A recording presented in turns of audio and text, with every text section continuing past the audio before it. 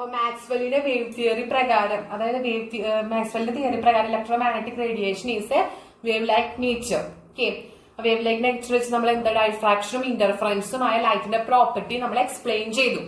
ഇനി പറയാൻ പോകുന്ന എല്ലാ ടോപ്പിക്കുകളും പരീക്ഷയ്ക്ക് റിപ്പീറ്റഡ് ആയിട്ട് ചോദിക്കുന്ന ടോപ്പിക്കുകളാണ്, ശ്രദ്ധിച്ച് കേൾക്കാം.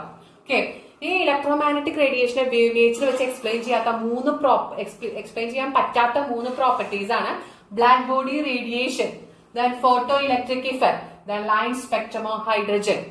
These three properties cannot be explained by using the wave nature of electromagnetic radiation. Electromagnetic റേഡിയേഷനെ വേവ് നേച്ചർ വെച്ച് എക്സ്പ്ലെയിൻ ചെയ്യാൻ പറ്റാത്ത മൂന്ന് പ്രോപ്പർട്ടീസ് ആണ്, റേഡിയേഷനുള്ള മൂന്ന് പ്രോപ്പർട്ടീസ് ആണ് black body radiation, photo electric effect, then line spectrum of hydrogen. Clear ആയല്ലോ? അടുത്ത് നമ്മൾ പറയാൻ പോകുന്നത് എന്താണ് ബ്ലാക്ക് ബോഡി റേഡിയേഷൻ. ഏറ്റവും എക്സാമ്പിൾ ആണ് ബ്ലാക്ക് ബോഡിക്ക് sun. Why sun called black body? Because sun can emit all type of radiation, that is radiation of all wavelength, and sun can absorb the radiation of all wavelength. So we can say that sun is a black body. Sun can emit all wavelength of radiation and absorb all wavelength of radiation. Such ideal body is known as black body. സണ്ണിന് സൂര്യനെ നോക്കിയാൽ നമുക്കറിയാം എല്ലാ type radiation അത് emit ചെയ്യും, അതുപോലെ തന്നെ എല്ലാ റേഡിയേഷനും അത് അബ്സോർബ് ചെയ്യും.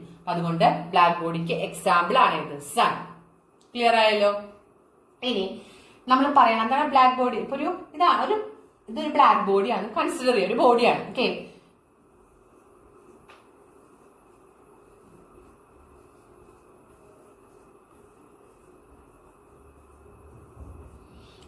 എന്താ ചെയ്യുന്ന എമിറ്റ് ചെയ്യാണ്. It can emit.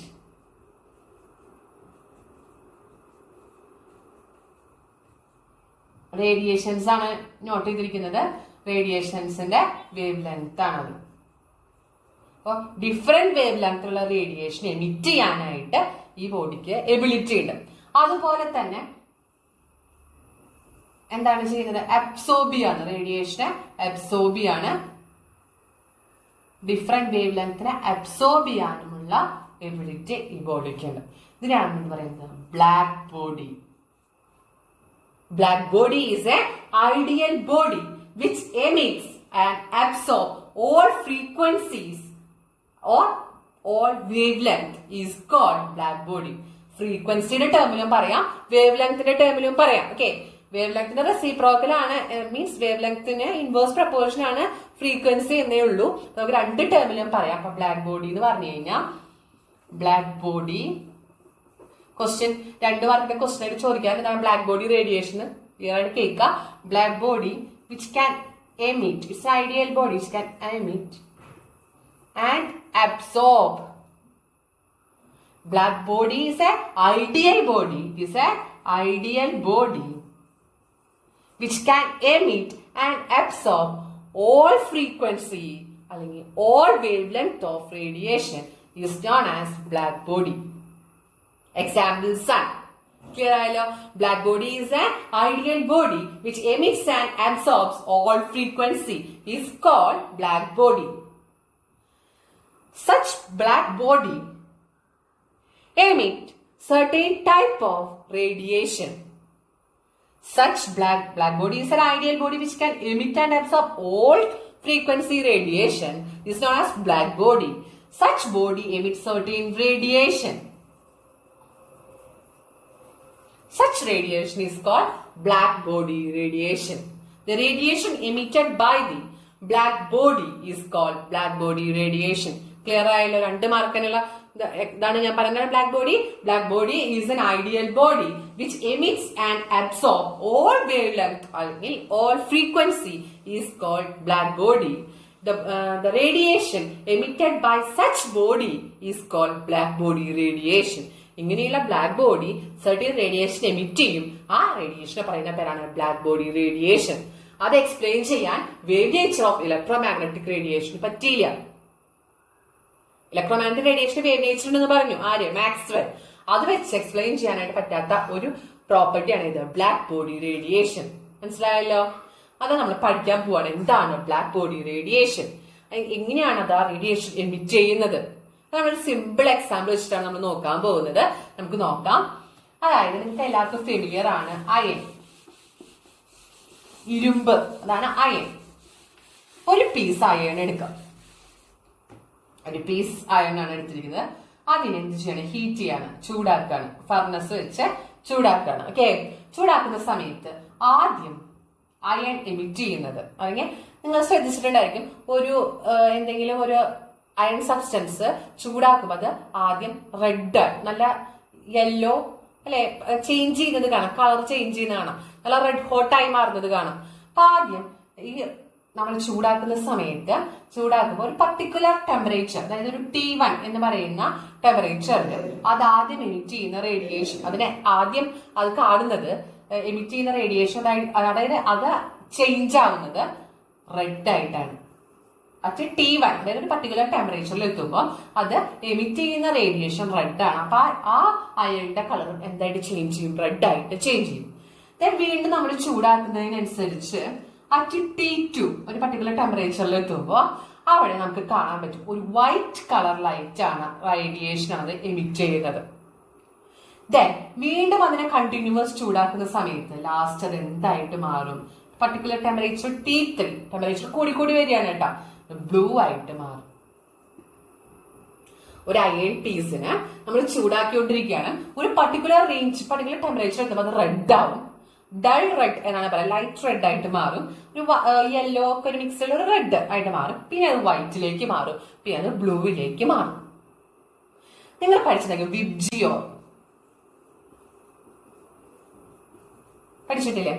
ഇതൊരു സ്പെക്ട്രം ആണ്, വിസിബിൾ സ്പെക്ട്രം ആണ്. ഓക്കെ, നമ്മൾ ഒരു പ്രിസത്തിലൂടെ ലൈറ്റ് കടത്തി വിടുമ്പോൾ അത് 7 കളേഴ്സ് ആയിട്ട് സ്പ്ലിറ്റ് ചെയ്യുന്നു. ഇനി നമ്മൾ എന്താ പറയുക? സ്പെക്ട്രം എന്ന് പറയുന്നത്. ഓക്കെ, ഇവിടെ നോക്കുകയാണെങ്കിൽ ഏറ്റവും കൂടുതൽ വേവ് ലെങ്ത് ഉള്ളത് റെഡിനാണ്, ഏറ്റവും കുറവ് വേവ് ലെങ്ത് ഉള്ളത് വയലറ്റിനാണ്. അതായത് ഇങ്ങോട്ട് വരും തോറും വേവ് ലെങ്ത് എന്ത് ചെയ്യാണ്? ഡിക്രീസ് ചെയ്ത് വരികയാണ്. വേവ് ലെങ്ത് ഡിക്രീസ് ചെയ്യാണ്. ഓക്കെ, വേവ് ലെങ്ത് ഡിക്രീസ് ചെയ്യുന്നു.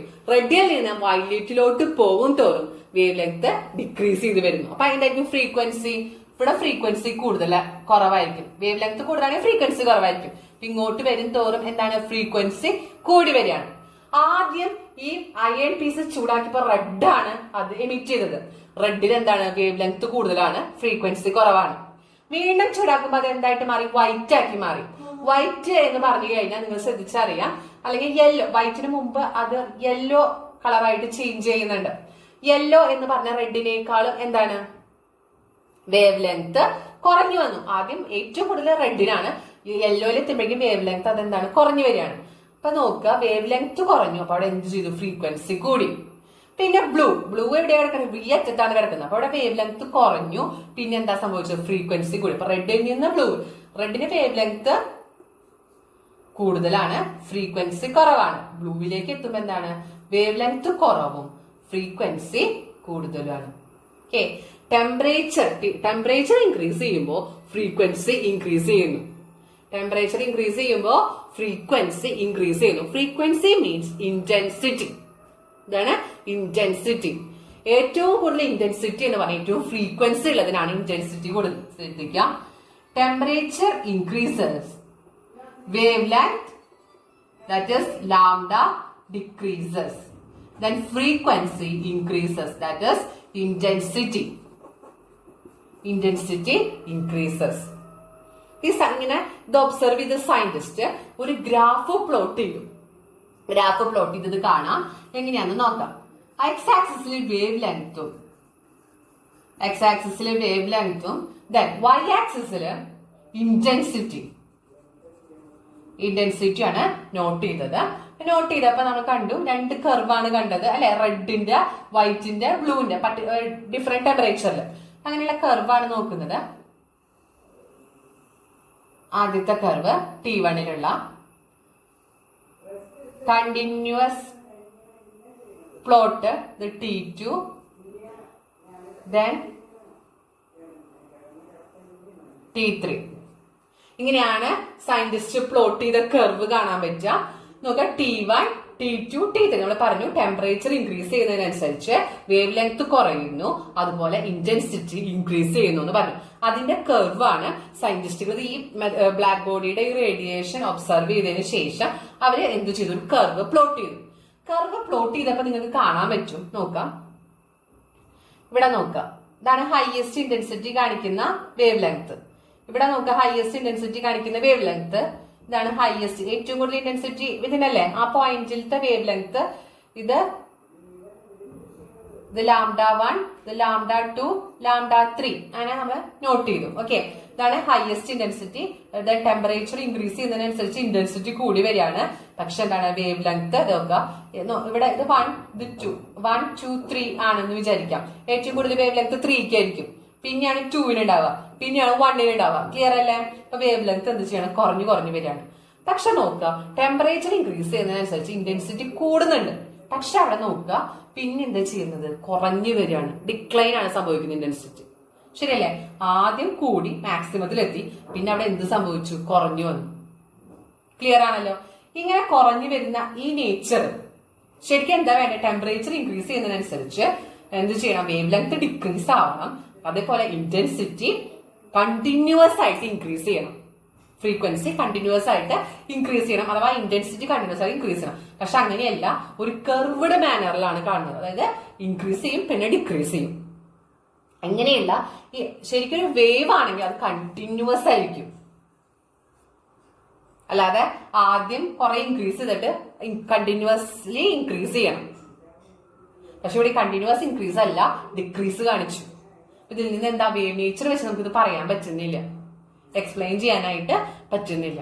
അതൊരു ലിമിറ്റേഷൻ ആയി മാറി. Wave nature of electromagnetic radiation വെച്ച് നമുക്കിത് എക്സ്പ്ലെയിൻ ചെയ്യാനായിട്ട് പറ്റുന്നില്ല. സയന്റിസ്റ്റുകൾക്ക് ഇത് പറയാം, കാരണം ടെമ്പറേച്ചർ ഇൻക്രീസ് അനുസരിച്ച് ഇന്റൻസിറ്റി കണ്ടിന്യൂസ് ആയിട്ട് ഇൻക്രീസ് ചെയ്യണം വേവ് നേച്ചർ ആണെങ്കിൽ. പക്ഷെ അങ്ങനെയല്ല, ഇൻക്രീസ് ചെയ്തു പിന്നെ എന്ത് ചെയ്തു, ഡിക്രീസ് ചെയ്തു. ഇത് പറയാനായിട്ട് മുന്നോട്ട് വന്ന സയന്റിസ്റ്റ് ആണ്, ശ്രദ്ധിച്ച് കേൾക്കുക, ഇമ്പോർട്ടന്റ് ആയ തിയറിയിലേക്കാണ് പോകുന്നത്.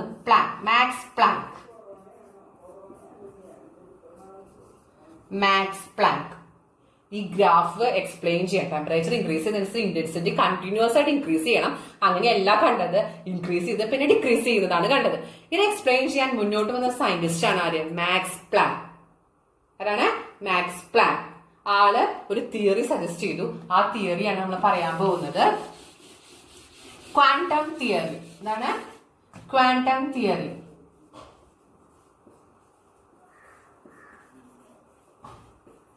ആരാണ്? മാക്സ് പ്ലാങ്ക് ആണ്. നിങ്ങൾ പ്ലാങ്ക്സ് എന്ന് പറഞ്ഞാൽ മതി, പ്ലാങ്ക് എന്ന് പഠിച്ചാലും മതി.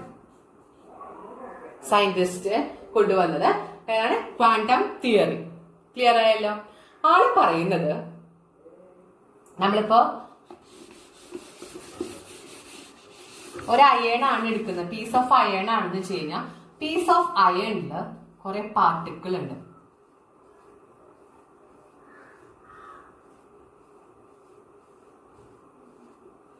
ഈ ഓരോ പാർട്ടിക്കിളിനും പർട്ടിക്കുലർ എനർജി ഉണ്ട്. എന്താണ് പറയുന്നത്? ഒരു അയൺ പീസ് എന്ന് പറയുന്നത് കുറെ അധികം പാർട്ടിക്കിൾ അടങ്ങിയിട്ടുണ്ട്. ആ ഓരോ പാർട്ടിക്കിളിനും കറസ്പോണ്ടൻസ് ആയിട്ടുള്ള ഓരോ പാക്കറ്റ് എനർജി ഉണ്ട്. നിങ്ങൾ ശ്രദ്ധിക്കാം, ഒരു പാക്കറ്റ് മിക്സർ എന്നാണ് നമ്മൾ പറയാം, അല്ലെ 1.5 പാക്കറ്റ് മിക്സർ എന്ന് പറയോ? ഇല്ല, അങ്ങനെ കിട്ടും നമുക്ക്? ഇല്ല, ഒരു പാക്കറ്റ് എന്നാണ് നമുക്ക് പറയാൻ പറ്റുള്ളൂ. അപ്പൊ പ്ലാങ്ക് പറയുന്നത് ക്വാണ്ടം തിയറി പ്രകാരം റേഡിയന്റ് എനർജി, അതായത് റേഡിയേഷന്റെ എനർജി എന്ന് പറയുന്നത് ഡിസ്കണ്ടിന്യൂസ് ആണ്. വേവിനെ പോലെ കണ്ടിന്യൂസ് അല്ല, ഡിസ്കണ്ടിന്യൂസ്. വേവ് ആണ്, പക്ഷെ അതെന്താണ്? ഡിസ്കണ്ടിന്യൂസ് ആണ്. Okay, in the form of small packets. ഓരോ പാർട്ടിക്കിളും അസോസിയേറ്റ് ചെയ്ത് ഓരോ പാക്കറ്റ് എനർജിയാണ്, സ്മോൾ പാക്കറ്റ് ഓഫ് എനർജി. ഇപ്പൊ നിങ്ങൾ ശ്രദ്ധിച്ചാൽ കാണാം, നമ്മുടെ കണ്ണ് നമുക്കറിയാം ഫ്രാക്ഷൻസ് ഓഫ് സെക്കൻഡിൽ കുറെ വട്ടം ബ്ലിങ്ക് ചെയ്യുന്നുണ്ട്. അത് നമുക്ക് ഐഡന്റിഫൈ ചെയ്യാൻ പറ്റുന്നുണ്ടോ? ഇല്ല. അതുപോലെയാണ് ഇവരും. ഡിസ്കണ്ടിന്യൂസ് ആണ് നമുക്ക് പെട്ടെന്ന് മനസ്സിലാവില്ല, കണ്ടിന്യൂസ് ആയിട്ട് തന്നെയാണ്. ഇപ്പൊ ലൈറ്റ് നമ്മൾ ലൈറ്റ് നോക്കുകയാണെങ്കിൽ എത്രയോ വട്ടം അത് എന്ത് ചെയ്യുന്നുണ്ട്, ഓൺ ആവുന്നുണ്ട്, ഓഫ് ആവുന്നുണ്ട്. ഫ്രാക്ഷൻ ഓഫ് സെക്കൻഡില് ഓൺ ആവുന്നുണ്ട്, ഓഫ് ആവുന്നുണ്ട്, ഓൺ ആവുന്നുണ്ട്, ഓഫ് ആവുന്നുണ്ട്. അത് നമുക്ക് ഐഡന്റിഫൈ ചെയ്യാൻ പറ്റുന്നില്ല. ഫ്രാക്ഷൻസ് ഓഫ് സെക്കൻഡിലാണ് നടക്കുന്നത്. അതുപോലെ എനർജി എന്ന് പറയുന്നത്, റേഡിയന്റ് എനർജി അബ്സോർബ് ചെയ്യുന്നതും എമിറ്റ് ചെയ്യുന്നതും ഡിസ്കണ്ടിന്യൂസ്ലി ആണ്, നോട്ട് കണ്ടിന്യൂസ്ലി. കണ്ടിന്യൂസ് ആയി നടക്കുന്ന ഫിനോമിന അല്ല, ഡിസ്കണ്ടിന്യൂസ്ലി ആണ്. In the form of small packets. Energy, ഈ അയണിലെ ഓരോ പാർട്ടിക്കിളിനും കറസ്പോണ്ടൻസ് ആയിട്ട് ഓരോ എനർജി ഉണ്ട്. ആ എനർജിയാണ് റേഡിയേഷൻസ് ആയിട്ട് എമിറ്റ് ചെയ്യുന്നത്. ആ എമിറ്റ് ചെയ്യുന്ന റേഡിയേഷന്റെ എനർജി ഒരു സ്മോൾ പാക്കറ്റ് ആണെന്നാണ് പറയുന്നത്. ആ സ്മോൾ പാക്കറ്റിനെ പറയുന്ന പേരാണ്, സ്മോൾ പാക്കറ്റ് ഓഫ് എനർജി ആണുള്ളത്, അതിന് പറയുന്ന പേരാണ് ക്വാണ്ടം. ഇമ്പോർട്ടന്റ് ആണ് കേട്ടോ, പ്ലാങ്ക്സ് ക്വാണ്ടം തിയറി ഇമ്പോർട്ടന്റ് ആണ്. Each quantum is associated with energy. ആ എനർജീനെ ആൾ കണ്ടുപിടിച്ചു. It is proportional to the frequency. The energy is proportional to frequency. ഓരോ റേഡിയേഷന്റെയും എനർജി എന്തിന് പ്രപ്പോർഷൻ ആണ്? അതിന്റെ ഫ്രീക്വൻസിക്ക് പ്രപ്പോർഷൻ ആണ്. അതായത് ഫ്രീക്വൻസി കൂടുന്നതിനനുസരിച്ച് അതിന്റെ എനർജി, ഇന്റൻസിറ്റി കൂടുന്നതിനനുസരിച്ച് അതിന്റെ എനർജി ഇൻക്രീസ് ചെയ്യും. ഓക്കെ, പ്രപ്പോർഷണൽ സൈഡ് മാറ്റാനായിട്ട് ആളൊരു പ്ലാങ്കിന്റെ തിയറി ആയതുകൊണ്ട് ഒരു കോൺസ്റ്റന്റ് കൊണ്ടുവന്നു, എച്ച്. ഈ കോൺസ്റ്റന്റിനെ പറയുന്ന പേരാണ് പ്ലാങ്ക്സ് കോൺസ്റ്റന്റ്. പ്ലാങ്ക് ആണ് കൊണ്ടുവന്നത്, അപ്പൊ ആളുടെ കോൺസ്റ്റന്റ് ആയതുകൊണ്ട് നമ്മൾ എന്ത് പറയും? Planks constant. അതിന്റെ വാല്യൂ ഒരു കോൺസ്റ്റന്റ് ആണ്, 6.626 into 10⁻⁻34. ഇമ്പോർട്ടന്റ് ആണ് കേട്ടോ. ഇതാണ് 6.626 into 10⁻⁻34 ജൂൾ സെക്കൻഡ്. മനസ്സിലായല്ലോ എന്താണ് പറഞ്ഞത്? The radiant energy emitted or absorbed discontinuously in the form of small packets is called quantum. It's called quantum. Each quantum is associated with definite amount of energy, E. Here E is proportional to the frequency of the radiation. That is, E is equal to h nu. Clear? E is equal to h nu. The h is known as Planck's constant. Its value is equal to 6.626 into 10⁻�34 joule second. ഈ ഒരു നമുക്കറിയാം ഒരു packet ആണ്, അതായത് 1.2 packet, 1.3 packet അങ്ങനെ പറ്റില്ല. അപ്പൊ അതുകൊണ്ട് തന്നെ ഇതിന്റെ E is equal to n h nu എന്ന് പറയുകയാണെങ്കിൽ n is equal to 1, 2, 3, etc. 1.5, 1.2, 1.3 എന്നൊന്നും വരില്ല. ജസ്റ്റ് എന്താ ഈ h nu അല്ലെങ്കിൽ ഈ 2h nu, E equal to 3h nu, E equal to 4h nu അങ്ങനെ വരുള്ളൂ. കാരണം എന്താ? പാക്കറ്റ് ആയതുകൊണ്ട്. മനസ്സിലായല്ലോ? അപ്പൊ എന്ത് മനസ്സിലായി? അതില് പാർട്ടിക്കിൾ നേച്ചറും ഉണ്ട്, വേവ് നേച്ചറും ഉണ്ട്. അതുകൊണ്ടാണ് ആ ഫ്രീക്വൻസി ഒക്കെ നമ്മൾ നോട്ട് ചെയ്യുന്നത്. വേവിനാണല്ലോ ഫ്രീക്വൻസി ഉള്ളത്. മനസ്സിലായല്ലോ? അപ്പൊ എന്താണ് ഇലക്ട്രോമാഗ്നറ്റിക് റേഡിയേഷൻ എന്ന് പറയുന്നത്? എന്തായിട്ടാണ്? റേഡിയന്റ് എനർജി, അതായത് ആ റേഡിയേഷൻ എന്താണ് അതിന് ഒരു പർട്ടിക്കുലർ എനർജി ഉണ്ട്, അതൊരു പാക്കറ്റ് ഓഫ് എനർജിയാണ്. അതിനെ പറയുന്ന പേരാണ് ക്വാണ്ടം. ഈ ആണ് എനർജി റെപ്രസെന്റ് ചെയ്യുന്നത്. ഈ എന്ന് പറയുന്നത് എന്തിനു പ്രപ്പോർഷണൽ ആണ്? ഫ്രീക്വൻസി ഓഫ് റേഡിയേഷന് പ്രപ്പോർഷണൽ ആണ്. ആളൊരു ഇക്വേഷൻ ഫോർമുലേറ്റ് ചെയ്തു. E is equal to h nu, where h is the Planck's constant. Its value is equal to 6.626 into 10⁻⁻34. A body can absorb or emit. ഇതിനിപ്പോ ഈ ബോഡിക്ക് എമിറ്റ് ചെയ്യാൻ പറ്റുന്നത് ഇതിന്റെ ഈ ഒരു പാർട്ടിക്കിളിന്റെ ഇത് h nu, ഇതിന്റെയും h nu. അപ്പൊ ഇതിനെന്താണ്? ഫസ്റ്റ് ഒരു h nu പോവാം, പിന്നെ അടുത്തത് രണ്ടാമത്തെ h nu, പിന്നെ മൂന്നാം, അല്ലാണ്ട് ഇതിന്റെ പകുതി 1.5 അങ്ങനെ പോകാൻ പറ്റില്ല. ഒരു h nu, 2h nu, 3h nu, 4h nu ആയിട്ടാണ് മാത്രമേ പറ്റുള്ളൂ. അപ്പൊ ഈ ബോഡിക്ക് അബ്സോർബ് ചെയ്യണമെങ്കിലും എമിറ്റ് ചെയ്യണമെങ്കിലും എന്ത് മാത്രമേ പറ്റുള്ളൂ? Wall number multiples. അതായത് വോൾ നമ്പർ എന്ന് പറഞ്ഞാൽ 1, 2, 3, 4, 5, 6 ആ wall number multiples of quantum മാത്രമേ പറ്റുള്ളൂ. These are the postulates of quantum theory. നമുക്ക് ജസ്റ്റ് ഒന്ന് ക്വാണ്ടം തിയറിയുടെ പോസ്റ്റ്ലേറ്റ്സിലൂടെ പോവാം. ഇമ്പോർട്ടന്റ് ആണ്. Radiant energy is absorbed or emitted not continuously but discontinuously in the form of small packets of energy called quantum. Each quantum is associated with definite amount of energy.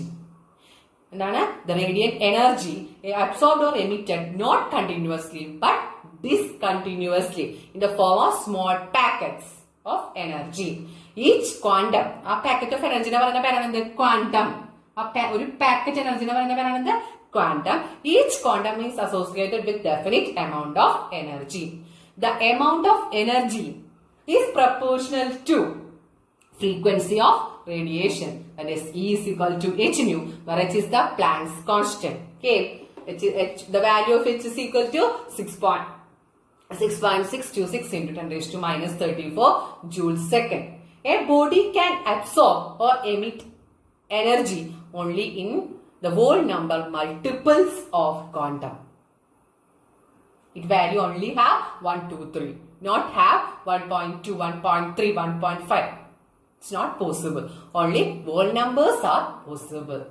Where n is equal to 1, 2, 3, etc. Clear ആയല്ലോ? ഇതാണ് black body radiation. ചെയ്തിട്ടുള്ള ഈ planks ക്വാണ്ടത്തിൽ നമ്മൾ പുതിയ equations ഒക്കെ പഠിച്ചു ഇല്ലേ? E is equal to h nu, പിന്നെ അതേപോലെ തന്നെ നമ്മളിപ്പോൾ ഫ്രീക്വൻസി റിലേറ്റ് ചെയ്തിട്ട് nu is equal to c by lambda അതൊക്കെ വെച്ചിട്ട് പ്രോബ്ലംസ് ഇക്വേഷൻസ് പഠിച്ചു. അത് വെച്ചിട്ടുള്ള രണ്ട് ചെറിയ പ്രോബ്ലംസ് ആണ് നമ്മൾ നോക്കാൻ പോകുന്നത്. First problem, calculate the energy of radiation having wave length of 4000 angstrom. Energy of A റേഡിയേഷന്റെ energy of radiation having wavelength of 4000 angstrom. അപ്പൊ ആദ്യം ഒരു ക്വസ്റ്റ്യൻ വായിച്ചു കഴിഞ്ഞാൽ അതെന്താണ് തന്നിരിക്കുന്ന ഡാറ്റാസ് അതെടുത്ത് എഴുതണം. വേവ്ലെങ്ത് റെപ്രസെന്റ് ചെയ്യാൻ നിങ്ങൾക്ക് അറിയാം, ഏതാ? Lambda is equal to 4000 angstrom. Okay, നമുക്കറിയാം ആങ്സ്ട്രത്തില് നമുക്ക് എന്ത് ചെയ്യാൻ പറ്റില്ല, പ്രോബ്ലംസ് ചെയ്യാനായിട്ട് ബുദ്ധിമുട്ടുള്ളത് കൊണ്ട് നമ്മൾ എന്ത് ചെയ്യണം, അതിന് നമ്മൾ എന്തിലേക്ക് മാറ്റണം, മീറ്ററിലേക്ക് മാറ്റണം. ഒരു ആങ്സ്ട്രത്തിനെ മീറ്ററിലേക്ക് മാറ്റാനായിട്ട് ഇൻറ്റു 10⁻⁻10 ചെയ്യണം. എന്ത് ചെയ്യണം? ഇൻറ്റു 10⁻⁻10. അപ്പൊ നമ്മുടെ ആങ്സ്ട്രം മാറി, അതെന്തായി മാറി? മീറ്റർ ആയിട്ട് മാറി. ആങ്സ്ട്രത്തിനെ മീറ്റർ ആക്കി എന്താ ചെയ്യേണ്ടത്? ഇൻറ്റു 10⁻⁻10 കൊണ്ട് മൾട്ടിപ്ലൈ ചെയ്യണം. ഓക്കെ, നമുക്കറിയാം എന്താണ് ഇക്വേഷൻ പ്രകാരം എനർജിയാണ് കണ്ടുപിടിക്കുന്നത്. E is equal to h nu ആണ്. h നമുക്കറിയാം, hന്റെ വാല്യൂ കാണാതെ പഠിക്കണം കേട്ടാ. 6.626 into 10⁻34 joules second അല്ലെ? h കിട്ടി. ന്യൂ നമുക്കറിയില്ല, ലാംഡയാണ് തന്നേക്കണം. നമുക്ക് ന്യൂ കണ്ടുപിടിക്കാനുള്ള ഇക്വേഷൻ അറിയാം. Nu is equal to c by lambda. അത് നമുക്ക് ഇത് സബ്സ്റ്റിറ്റ്യൂട്ട് ചെയ്ത് കഴിഞ്ഞാൽ E is equal to h അങ്ങനെ തന്നെ. ന്യൂ എന്തായിട്ട് മാറി? C by lambda. സി നിങ്ങൾക്കറിയാം, റേഡിയേഷന്റെ വെലോസിറ്റി സി എപ്പോഴും എത്രയായിരിക്കും? 3 into 10⁸8 meter per second. 3 into 10⁸8 meter per. ഇതെല്ലാം സബ്സ്റ്റിറ്റ്യൂട്ട് ചെയ്ത് കഴിഞ്ഞാൽ നമുക്ക് എന്ത് കിട്ടും? 6.626 into 10⁻34 into സിയുടെ value 3 into 10⁸8 divided by lambda. Lambda എത്രയാ? 4000 into 10⁻⁻10 വാല്യൂ കണ്ടുപിടിക്കാം. അത്രയും എന്താണ്? ജൂൾ. എന്താണ് എനർജിയുടെ യൂണിറ്റ്? എന്താണ്? ജൂൾ. കാൽക്കുലേറ്റർ യൂസ് ചെയ്തിട്ട് ഫൈൻഡ് ഔട്ട് ചെയ്യാം. അടുത്ത question, A radio station broadcast at A frequency of 1368 kilohertz. Calculate the wave length of radiation emitted. Frequency ആണ് തന്നിരിക്കുന്നത്. ഫ്രീക്വൻസി നോട്ട് ചെയ്യുന്നത് എന്താ? New 1368 kilohertz. കിലോഹെർട്സിനെ നമ്മൾ ഹെർട്സിലേക്ക് മാറ്റണം. അതിനെ എന്ത് ചെയ്യണം? നമ്മൾ എന്ത് ചെയ്യാം? ഡിവൈഡഡ് ബൈ എന്താ ചെയ്യാം? Divided by 1000. സോറി ഹെർട്സിനെ കിലോ ഹെർട്സ് ആക്കാനാണ് ഡിവൈഡഡ് ബൈ 1000. ദെൻ കിലോ ഹെർട്സിനെ ഹെർട്സ് ആക്കാൻ എന്താ ചെയ്യുക? ഇൻറ്റു 1000 ആണ്. അപ്പോൾ ഇൻറ്റു 1000 എന്ന് പറഞ്ഞു കഴിഞ്ഞാൽ 10⁻³ എന്ന് നമുക്ക് എഴുതാം. അപ്പൊ കിലോ ഹെർട്സ് എന്തായിട്ട് മാറി? ഹെർട്സ് ആയിട്ട് കൺവേർട്ട് ചെയ്തു. ഓക്കെ, നമുക്ക് എന്താ വേവ് ലെങ്ത് ആണ് കണ്ടുപിടിക്കേണ്ടത്. നമുക്ക് nu is equal to c by lambda എന്നുള്ള ഇക്വേഷൻ അറിയാം. ഇത് സി എത്രയാ? 3 into 10⁸8. അത് എപ്പോഴും കോൺസ്റ്റന്റ് ആണ്. Velocity of light 3 into 10⁸8. Then substitute. നമുക്ക് ലാംഡയാണ് ഫൈൻഡ് ഔട്ട് ചെയ്യേണ്ടത് അല്ലെ? ലാംഡനെ ഇക്വേഷൻ ഇപ്പുറത്തേക്ക് കൊണ്ടുവരിക, ന്യൂ ഡിനോമിനേറ്ററിലേക്ക് പോകും. അപ്പൊ എന്ത് വരും? Lambda is equal to c by nu, that is 3 into 10⁸8 divided by nu 10⁻³ then calculator use ചെയ്ത് കണ്ടുപിടിക്കുക. അതിന്റെ യൂണിറ്റ് എന്ന് പറയുന്നത് എന്തായിരിക്കും? ഇത് മീറ്റർ പെർ സെക്കൻഡിലാണ്. അപ്പൊ എന്തായിരിക്കും യൂണിറ്റ്? മീറ്റർ. മനസ്സിലായില്ലേ? കാൽക്കുലേറ്റർ യൂസ് ചെയ്ത് കണ്ടുപിടിക്കാം. കിലോ ഹെർട്സിനെ ഹെർട്സിലേക്ക് മാറ്റാൻ എന്താ ചെയ്യുന്നത്? 1000 കൊണ്ടാണ് മൾട്ടിപ്ലൈ ചെയ്യേണ്ടത്. ഹെർട്സിനെ കിലോ ഹെർട്സിലേക്ക് മാറ്റാനോ? Divided by 1000. ഓക്കെ, കാര്യം മനസ്സിലായല്ലോ? ക്വസ്റ്റ്യൻസ് എങ്ങനെയാണ് ആൻസർ ചെയ്യേണ്ടത്? ആദ്യം ക്വസ്റ്റ്യൻ ചെയ്യാൻ കിട്ടുന്നില്ലെങ്കിലും നിങ്ങൾ എന്ത് ചെയ്യുക? ആദ്യം ഇത് ഡാറ്റാസ് എഴുതി വെക്കുക, അത് റിലേറ്റ് ചെയ്തിട്ടുള്ള ഇക്വേഷൻ എഴുതി വെക്കുക. അത്രയും വെച്ചാൽ തന്നെ നിങ്ങൾക്ക് 1 മാർക്കൊക്കെ കിട്ടും. മനസ്സിലായില്ലേ? പിന്നെ കാൽക്കുലേറ്റർ യൂസ് ചെയ്തിട്ട് പ്രോബ്ലത്തിന്റെ ആൻസർ ചെയ്യാം. Thank you.